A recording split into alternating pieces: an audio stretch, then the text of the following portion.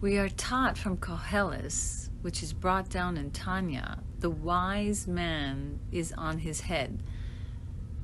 The question is asked, why such an important book to say such a simple statement? But actually, it's not such a simple statement. It's really a key to understanding how to access the deepest part of your neshama. You see, the more one's mind is constantly focused on godliness, the more one's mind is gazing at Hashem's greatness, the greater the ability to access the love, not only that's buried deep within, but even create a highest level of love of Hashem. So this is a key component to our redemption. And it's not that difficult. It could be as simply as gazing at the world and the wonders of how Hashem really micromanages everything. It could be as simple as looking at the tree that was so bereft of seemingly life, and then it has its first blossom and it starts to be so green, and you're just like in wonderment and in awe of Hashem's beauty of the world.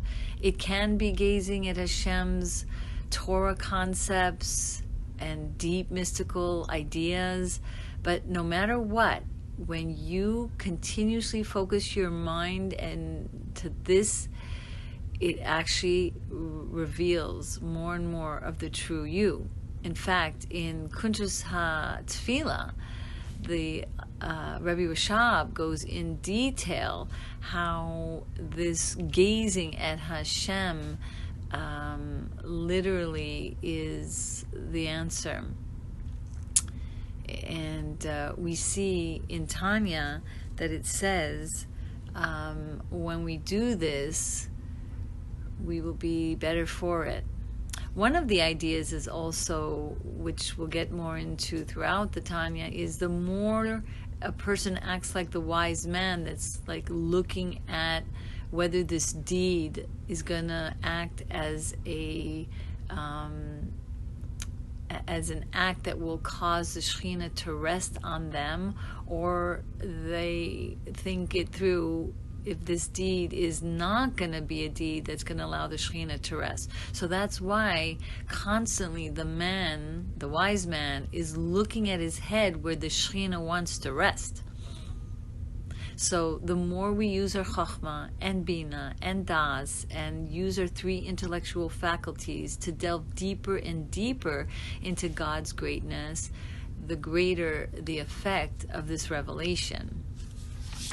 We also learn that since there's this war and this like challenge between the Yetzer Hara trying to convince the animal soul to use its 10 faculties of soul toward negativity, and there's just like immense battle between the godly soul that also wants to conquer the body, the city as it were, and use all of its 10 faculties towards godliness.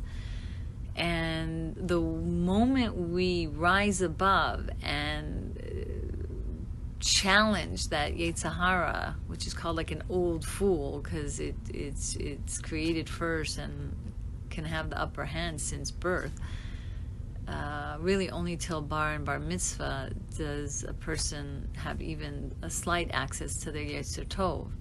So that's why it's called old. It's the first one that comes into the existence of the person, and that's why you see children constantly seemingly not so empathetic and not capable of sharing as much and boasting, because their Yetzer Hara is really strong.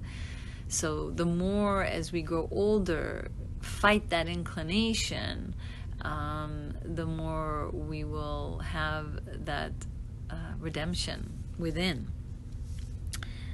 So let's try right now to see how in our day-to-day life we can be more cognizant of this secret ingredient. Yeah, just gazing at Hashem, whether it's when you pray, whether it's when you learn Torah. Again, the more in depth you use your 3 intellectual faculties, the more you'll be able to give birth to all these positive emotions. Where can you throughout the day, when you're even just, getting a parking spot, and just think of the greatness of that kind favor Hashem did for you?